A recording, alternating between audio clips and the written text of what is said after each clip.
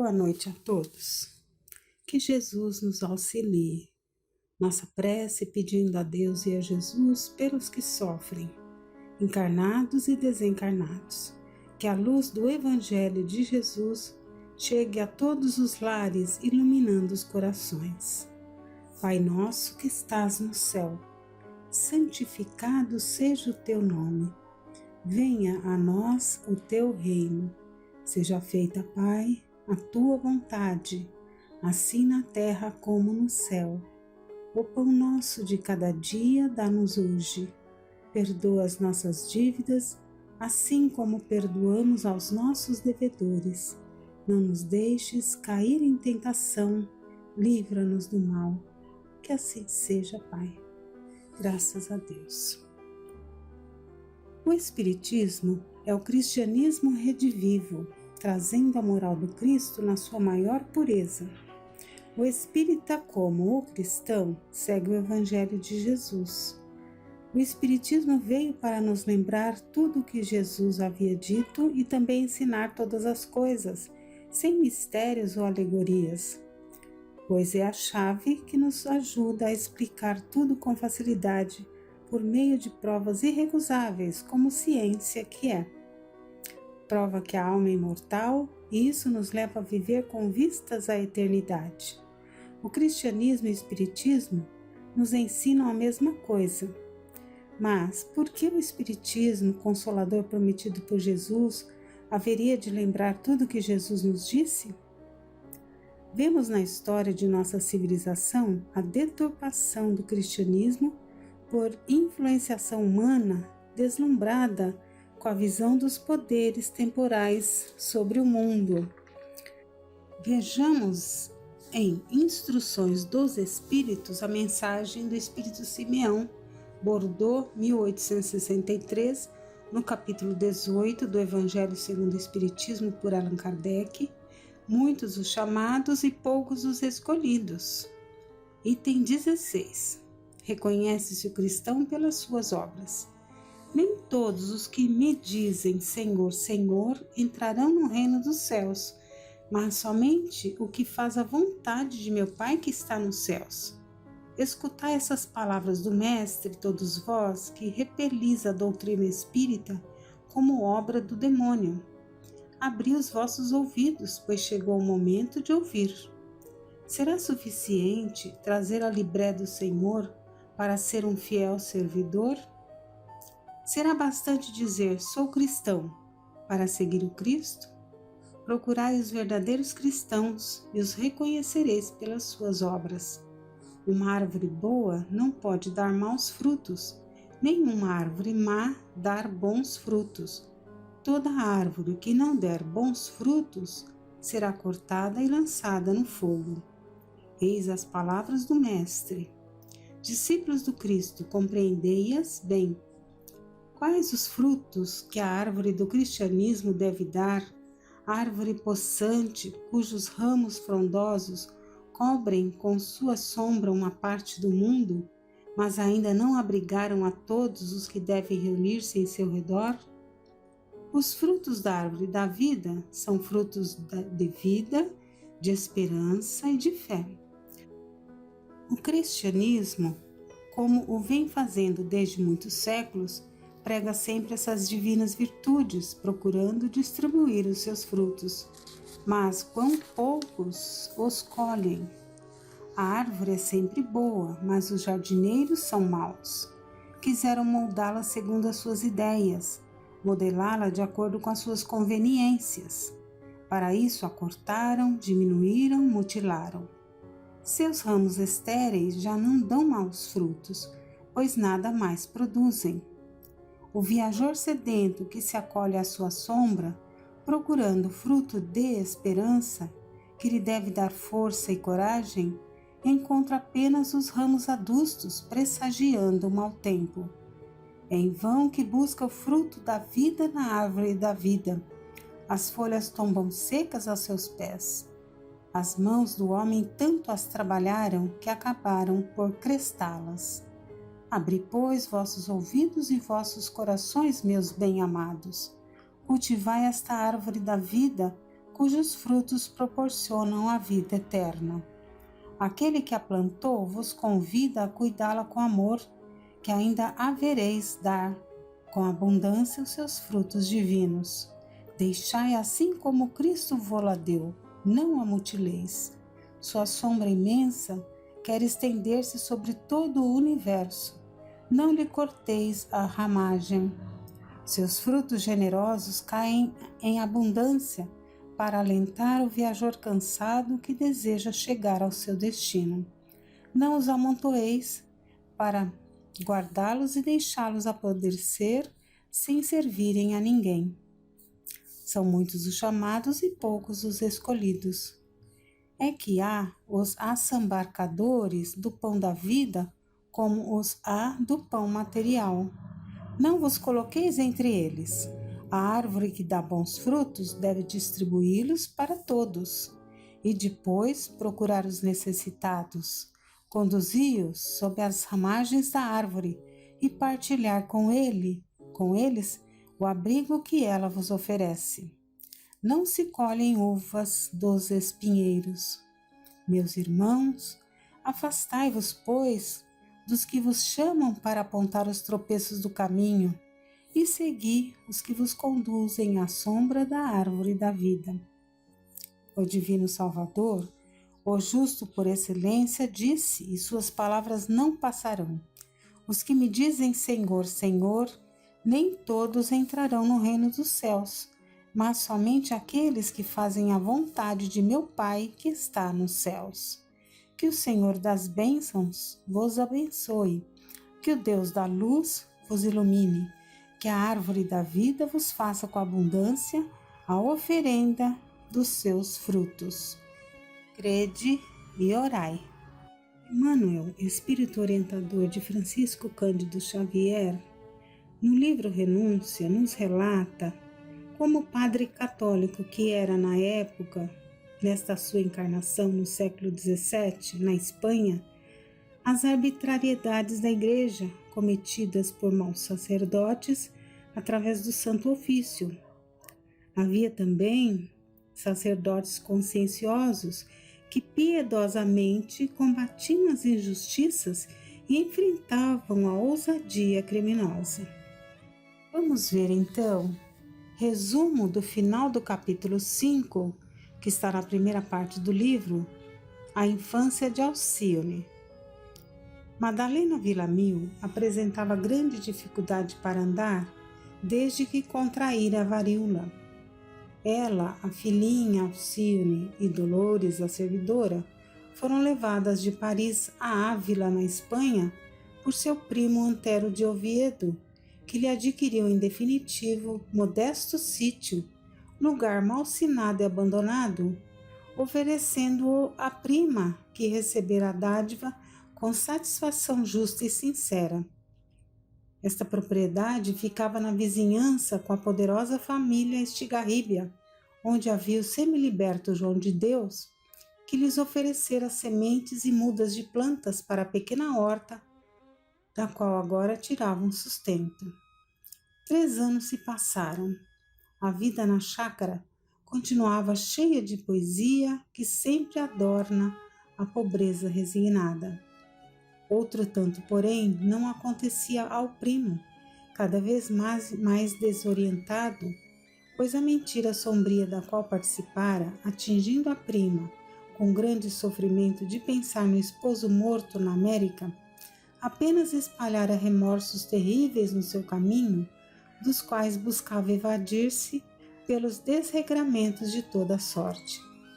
Madalena, pela paciência demonstrada e pela maternal dedicação para com a filhinha recém-nata, crescera muito aos seus olhos, impedindo-lhe os ímpetos de suprema violência. Raramente vinha à chácara e, no íntimo, chegava mesmo a pensar em uma viagem à América para desfazer o engano terrível, de modo a esperar a velhice sem a recordação de um crime na consciência. A nobre resistência da prima doente e sacrificada parecia impor-lhe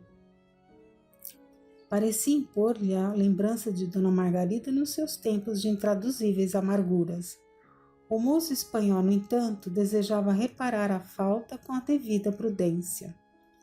Envolvido em negócios suspeitos e desmandando nos prazeres que lhes exauriam as forças, não pôde perceber a trama cavilosa que o colhia na sombra devagarinho.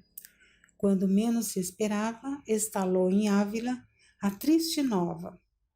Condenado pelo Santo Ofício à prisão e confisco de todos os bens, Antero de Oviedo aparecera morto em Madrid, junto à porta de Toledo. Falava-se a meia voz que ele havia preferido o suicídio à ignomínia do cárcere. Noutras rodas, porém, afirmavam que tudo não passava de mais um crime odioso da família Estigarribia. O processo, como todas as peças em exame no Tribunal do Santo Ofício, correra os trâmites no mais rigoroso sigilo. A condenação atingira Antero e os companheiros. O sobrinho de Dom Inácio, assim, baixava o túmulo com o grande segredo de sua vida, tão cedo crestada por sua incontinência e leviandade. Madalena ainda não conseguira aliviar a angustiosa aflição que a atormentava, quando João de Deus bateu-lhe à porta antes da alvorada. A pobre senhora assustou-se, mas o rapaz tinha motivos para apressar-se. Vinha-lhe alertar quanto à combinação que ouvira da família para a qual trabalhava, que tinham a intenção de incluir a chácara no espólio do extinto, e que a filhinha Alcione poderia ser arrolada no patrimônio como escrava. E como eles estavam com os padres, que ela tomasse providências para a defesa do seu lar. Lívida e aflita, Madalena entregou-se à prece a Deus. Que Jesus se dignasse velar por sua fraqueza de mulher, defendendo-lhe a filhinha dos lobos desalmados. Procurando ocultar sua aflição à serva e à filhinha, resolveu bater à porta das freiras carmelitas no intuito de solicitar-lhes fraternal amparo. Expôs à Madre Conceição, que depois de ouvi-la, disse que por defender 2 homens caluniados contra o Santo Ofício, ela e 2 irmãs tinham sido açoitadas 5 vezes. E aconselhou-a a procurar algum homem de mérito que lhe propugnasse os direitos. Madalena passou o resto do dia mergulhada em dolorosas cismas. Via-se na imaginação atirada no vórtice do destino. Enquanto Dolores trabalhava no quintal, intrigada com o pranto copioso da ama, Alcione permanecia no aposento materno, procurando confortar Madalena com suas observações piedosas, embora infantis. O crepúsculo desceu pesadamente e à noite João de Deus reapareceu. Depois de se informar do resultado da visita no convento de São José, falou à desolada senhora, deixando-lhe entrever novas esperanças, que ele conhecia um padre que talvez pudesse ajudar. Era o padre Damiano, da igreja de São Vicente, que tinha sido seu amigo nas ocasiões difíceis e que seria possível que ele resolvesse satisfatoriamente o caso, e se ela quisesse ele ia chamá-lo. E ela pediu para que ele chamasse imediatamente. E o rapaz saiu então e regressa em companhia do eclesiástico, recebido por Madalena com inequívocas demonstrações de reconhecimento e apreço. Padre Damiano era um homem dos seus 50 anos e, pela expressão do olhar, como pelas cãs prematuras, dava conta de suas penosas lutas. Em breves instantes, estabeleceram entre eles laços cariciosos da intimidade e da simpatia. Ouviu Madalena com atenção, entendendo-lhe as razões afetuosas como se ouvisse uma filha. A narrativa dos seus sofrimentos infundia-lhe respeito paternal. Em breve trocava impressões e já pareciam velhos conhecidos. Também o padre Damiano estivera em Paris por ocasião da varíola e também sofrera a enfermidade dolorosa. Madalena Villamil estava igualmente satisfeita. A palavra do interlocutor parecia-lhe de um amigo sincero que tardara a aparecer. E a palestra continuou até a hora avançada que determinava as despedidas. O padre Damiano, então, prometeu vir ajudá-la no dia seguinte, no horário marcado. E como a viúva quisesse agradecer, ele a interrompeu dizendo: não se dê ao trabalho de manifestar gratidão. Neste mundo somos devedores uns dos outros e neste momento tem a impressão de estar resgatando uma dívida. Retirou-se acompanhado por João de Deus, enquanto a nobre senhora experimentava um grande alívio, desafogo à mente atormentada. No dia seguinte, à hora aprazada, o padre franqueava a porta e aguardava os acontecimentos. Dom Afonso Estigarribia chegou com seus homens, a fim de imprimir certo aparato ao feito, e vendo o sacerdote na casa suposta indefesa, não pôde esconder o desapontamento. E Damiano os convida a entrar. Eles passam então a ler o torpe mandato com as de triunfo e explicar que a granja deveria ser desocupada dentro de 3 dias, havendo ali uma criança mestiça trazida por Antero de Oviedo, que competia ao santo ofício decidir ao seu destino, pelo que exigia sua entrega imediata. Madalena e Dolores ouviam a sentença excessivamente pálidas.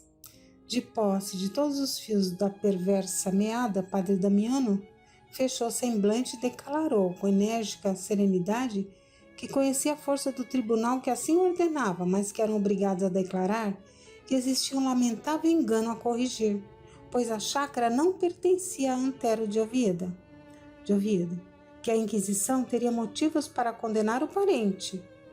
Suas propriedades já haviam sido confiscadas e julgava que o condenado já pagara duramente as suas faltas com a morte. Madalena apresenta o documento comprovando que a chácara lhe pertencia. Damiano acrescenta que indagaria a razão pela qual a família Estigarribia andava requisitando crianças livres nas cidades independentes da Espanha, que a corte informaria sobre isso. Lembrando ainda Dom Afonso que temos uma alma para prestar contas a Deus. A expedição partiu cabisbaixa enquanto Madalena se retirava para o interior e beijava o crucifixo que sua mãe lhe havia dado, agradecendo a Jesus aquelas inefáveis consolações. E no livro Emmanuel, Dissertações Mediúnicas, o Espírito Emmanuel ainda esclarece muito sobre essa questão da falha da Igreja, trazendo um texto, uma dissertação riquíssima num conteúdo elevado e esclarecedor quanto a esse assunto. Fala também sobre a missão do Espiritismo. Em vossos dias, o Espiritismo, que representa o Consolador prometido pelo Cristo aos séculos posteriores à sua vinda ao mundo, é uma extraordinária mensagem do céu à terra e faz-se necessário aquilatar-lhe o valor. Existem multidões de espíritos rebeldes, porém, a consciência terrena, em suas características gerais, está agora apta a receber, depois de tantos anos de lutas, o conhecimento espiritual que lhe fará desprezar os últimos requisitos da materialidade inconsciente, aprendendo a discernir os seus erros, espalhando a boa nova da imortalidade. A doutrina de amor abrirá novos horizontes à esperança dos homens, conduzindo-os à aquisição do tesouro espiritual reservado por Deus a todas as suas criaturas. Quando todos os homens compreenderem o sentido de suas magníficas lições, o vosso planeta terá atingido uma nova fase evolutiva e o Espiritismo terá concluído entre vós a sua sagrada e gloriosa missão. Que Deus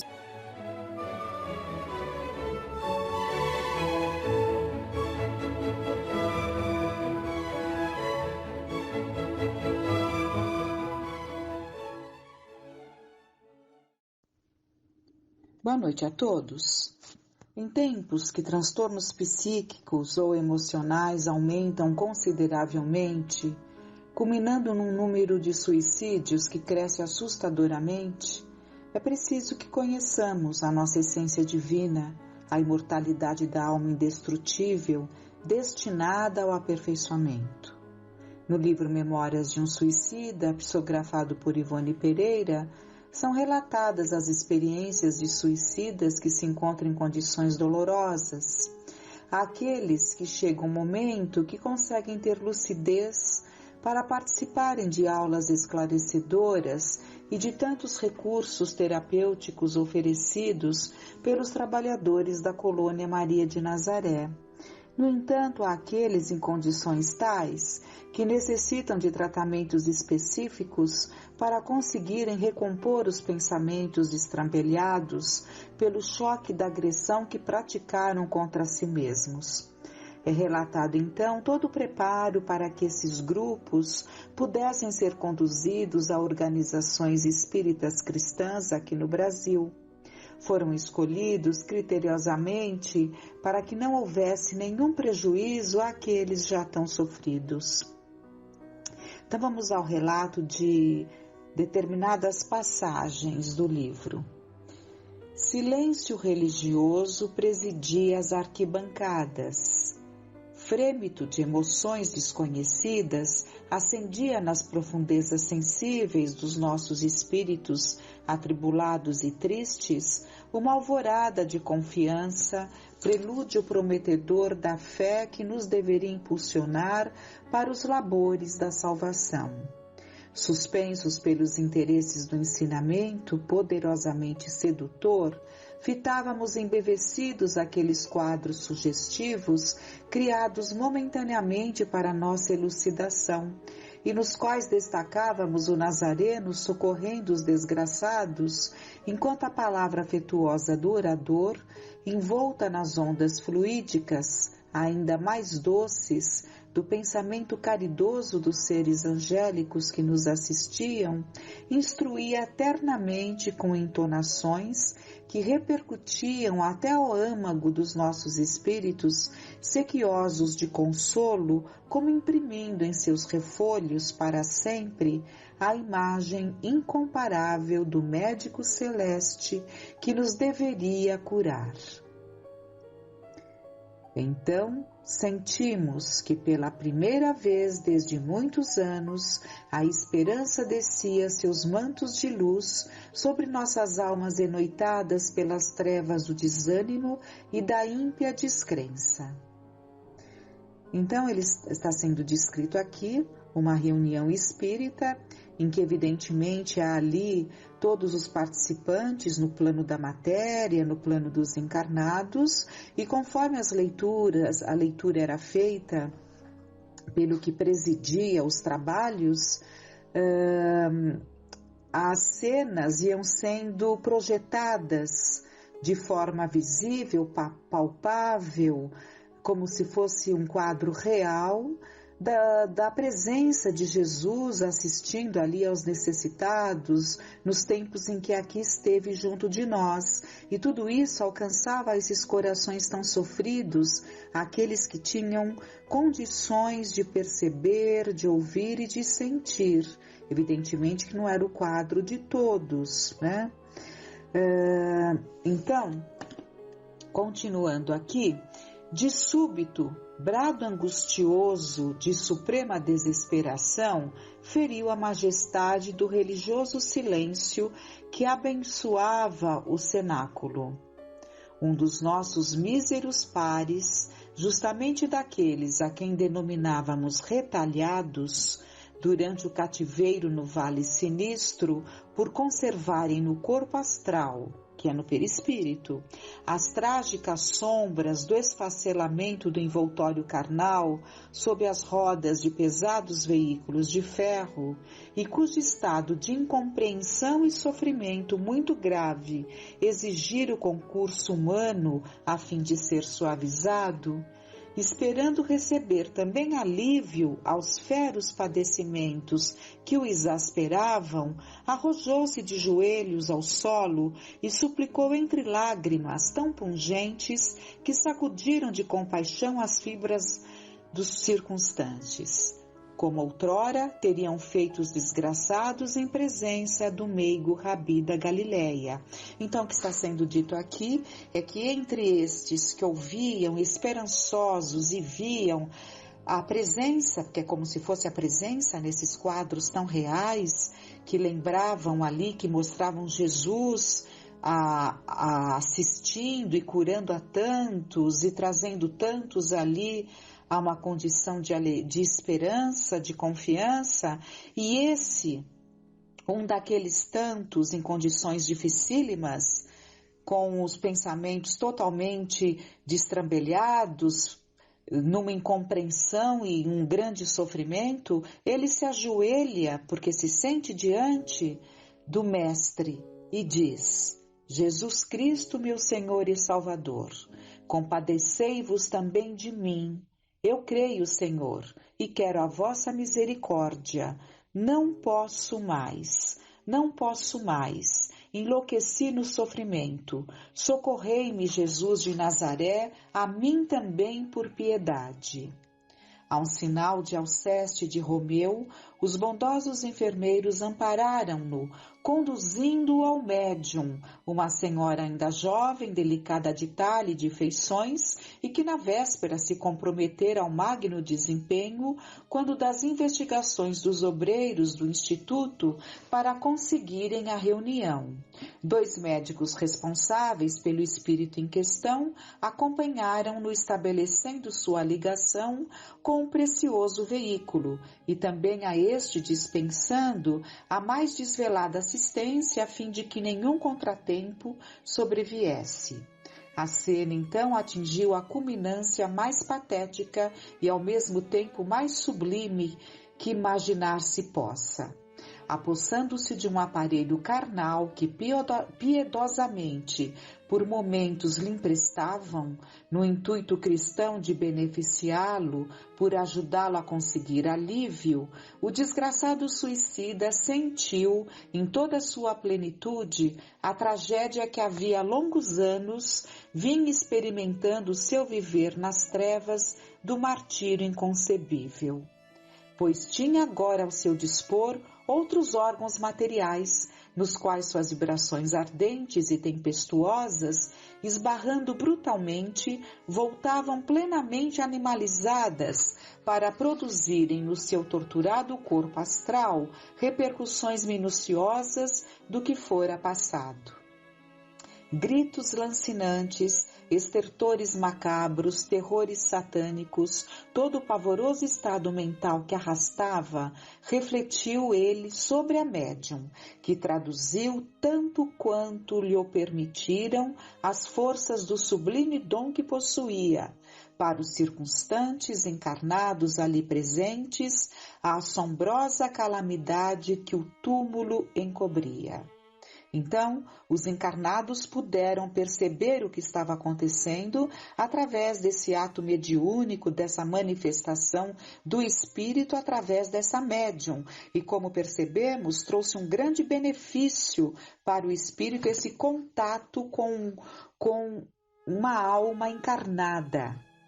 Então é esse o grande propósito, esse grande benefício nesses casos mais delicados.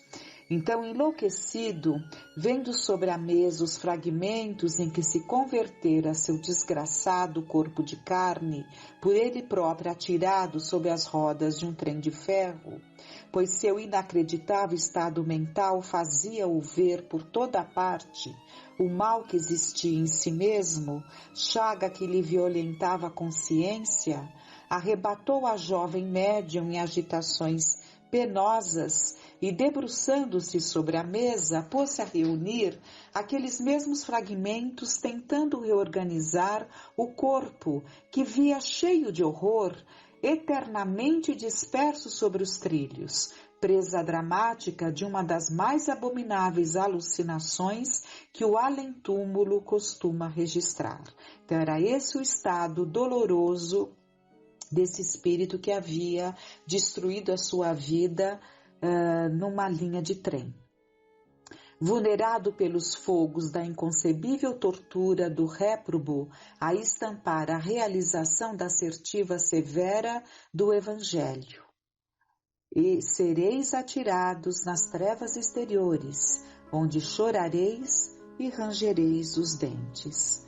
A infortunada ovelha desgarrada que desdenhara ouvir as advertências do prudente e sábio pastor da Galileia, ia nervosamente arrepanhando papéis, livros e lápis que se achavam dispostos sobre a mesa, à disposição dos psicógrafos, e neles julgando reconhecer as próprias vísceras esfaceladas, ossos triturados, carnes sangrentas, o coração, o cérebro, reduzidos a montículos repugnantes. Mostrava-o chorando convulsivamente ao presidente da reunião, a quem enxergava com facilidade, suplicando sua intervenção junto a Jesus Nazareno, que já tão bem o conhecia, para remediar-lhe a alucinadora situação de se sentir assim despedaçado e reconhecer-se e sentir-se vivo. Nervoso, irrequieto, excitadíssimo, o dantesco prisioneiro dos tentáculos malvados do suicídio gargalhava e chorava a um mesmo tempo.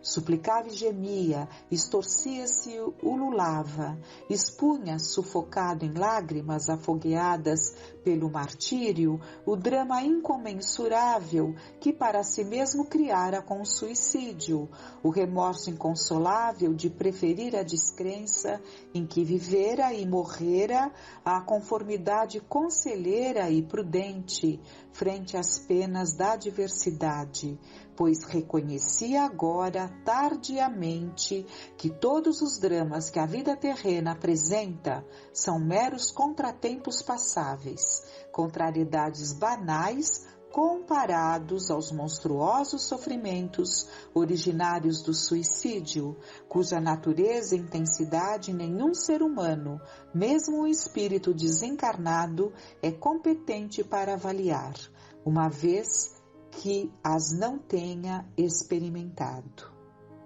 Comovido, a personagem principal da mesa, o presidente, a quem tutelares invisíveis amorosamente inspiram, fala-lhe piedosamente, consola-o, apontando a luz sacrossanta do Evangelho do Mestre Divino como recurso supremo e único capaz de socorrê-lo, afiançando-lhe ainda com a sua palavra de honra, a qual não tem dúvidas de empenhar, tal a certeza do que afirma, a intervenção do médico celeste que proporcionará alívio imediato aos estranhos males que o afligem.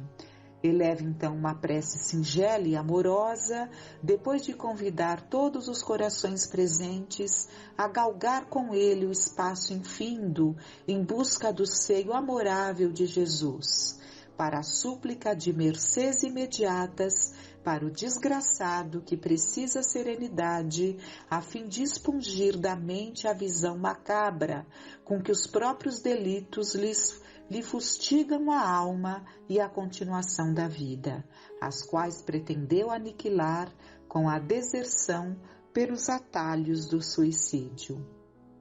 Acompanham-no de boa mente todos quantos se interessam pelo infeliz alucinado, encarnados que compõem a mesa, desencarnados que realizam a magnificência da sessão, isto é, instrutores, vigilantes, assistentes, guias da casa, lanceiros e até nós outros, os delinquentes mais serenos, profundamente comovidos. Oram ainda os diretores de nossa colônia, que do segredo do templo assistem quanto se desenrola entre nós. Oram Teócrito e seus adjuntos, os quais do hospital igualmente assistem aos trabalhos através dos possantes aparelhos que conhecemos ou simplesmente servindo-se da dupla vista que facilmente acionam. E assim, docemente harmonizada e fortalecida ao impulso vigoroso dos pensamentos homogêneos de tantos corações, fraternalmente unidos sob o ósculo sublime da caridade, no que ela pode encerrar de mais belo e desinteressado, a prece ilibada e santa transformou-se em corrente vigorosa de luz resplendente, que dentro de curtos minutos atingiu o alvo sagrado e voltou fecundada pelo amplexo da sua divina misericórdia. Cada pensamento que se unifica aos demais em anseios compassivos, cada expressão caridosa extraída do coração que subia à procura do Pai Altíssimo em favor do infeliz ferreteado pelo suicídio, que precisou do concurso humano para se adaptar à além-túmulo, são vozes a lhe segredarem esperanças, são bálsamos fecundos e inestimáveis a gotejarem tréguas, vislumbres de bonança nas cruentas tempestades que sacodem seu espírito ergastulado na desgraça.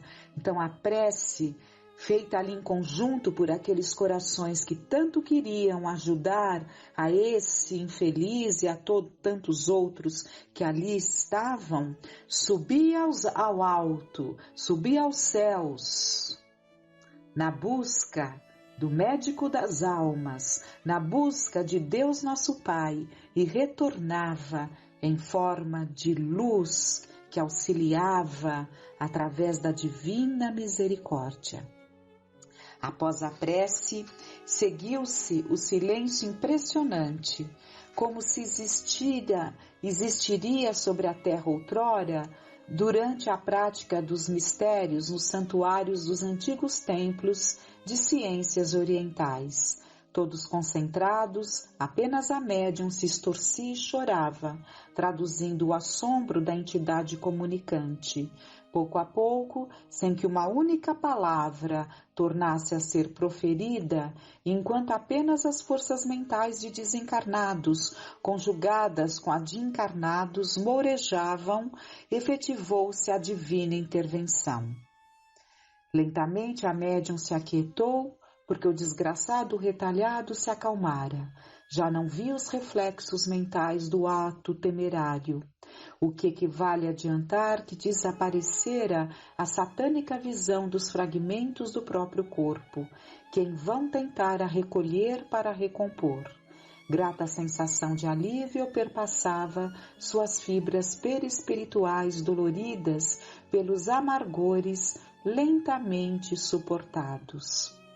A vida do paciente ressurge como fotografada, refletida nesses quadros de suas mesmas recordações, desfilando à frente de seus olhos, desde o berço até o túmulo por ele mesmo cavado. Ele reviu o que praticou, assistiu aos estertores rápidos da agonia que a si próprio ofereceu sob as rodas de um veículo.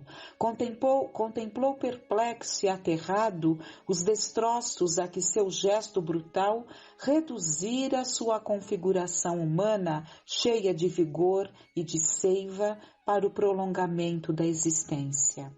Mas fê-lo agora independente daqueles destroços, como se houvera despertado de hediondo pesadelo. Observou mesmo desfeito em lágrimas que mãos piedosas recolheram seus despojos sangrentos de sobre os trilhos. Assistiu comovido ao sepultamento dos mesmos em terra consagrada e viu o vulto confortador de uma cruz montando guarda à sua sepultura. Compreendeu assim e aceitou o acontecimento que sentia dificuldades e repulsa em acatar, isto é, que era imortal e continuaria vivendo ainda para todo sempre, apesar do suicídio. Que nada aproveitara da resolução infernal de pretender burlar as leis divinas, senão para sobrecarregar-lhe a existência, assim como a consciência de responsabilidades tão graves quanto pesadíssimas. E que se o corpo material se extinguia com efeito no lodo pútrido de um sepulcro, o espírito, que é a personalidade real, porque descendente da luz eterna do Supremo Criador, marcharia indestrutível para o futuro, apesar de todos os percalços e contratempos, vivo e eterno, como a própria essência imortal que lhe fornecia a vida. Vamos então, nesses momentos finais, vibrarmos intensamente por todos os corações que choram e que o bálsamo do reconforto pelo esclarecimento possa chegar a todos como luz que revela a nossa herança divina como filhos do Pai Altíssimo. Tenhamos